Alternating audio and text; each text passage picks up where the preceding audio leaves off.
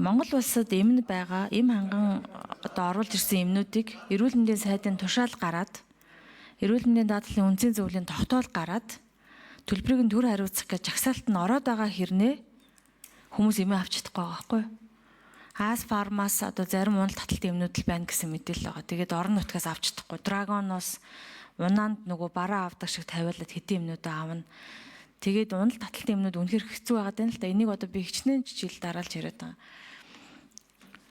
Одоогоор эмнүүдийнх нь нэр нь ирсэн байна л да. Мативер, клоназепамлгийн янз бүрийн нэртэй урбанил, артетол гэж тасарсан.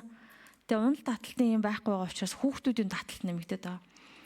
Цөөхөн эдэн хүүхдүүд л байгаа л да.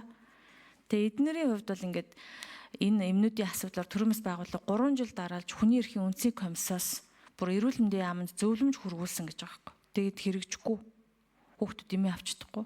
Үр дүнд нь өвчтөе зовлонтой ирэхэд хүүхдүүдийн хувьд аягүй асуудалтай, ээж аав нь асуудалтай ийм байгаа даа.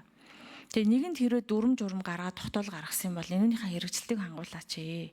Энэ асуудлыг шийдэд өгөөч гэдэг нэг асуудал байна. За хоёрт нь түрүүн би асуусан л да. Хөгжлийн бэрхшээлтэй хүүхдүүдэд шүдэ угаах, амны эрүүл мэндийн асуудал чинь бүх эрүүл мэндийнх нь эхлэл байгаа даа. Тэгээд хүүхдүүд зажлах рефлексгүй хүүхдүүд зөндөө агаад. Тэ? Тэгээд одоо тэрийг нэг шийдэхийн тулд тэр нэгж өртөг тооцоон дотроо зөвхөн унтуулгаас гадна тайвшруулах технологи байна. Тэрийг судлаад энд одоо зундаа ч юм уу хэдүүлээ нэг тийш нь болгоё. Эрүүл мэндийн эмдүүзийнх нь тушаалаа гаргах юм билээ шүү дээ. Эмдүүзийнх нь хийх нэг ажил юм билээ. Тэрийг шийдчих юм бол хэдэн хүүхдүүдэд тоолоод хэдд нь одоо энэ амны эрүүл мэндийн асуудал байна. Хоолой залхиурын асуудлыг нь шийдчихвэл хэдэн одоо ээж аавуудад хүүхдүүдэд яаж хооллох уу гэдэг заавардууд дүрм журмууд нь гараад ингэ явах юм бэл.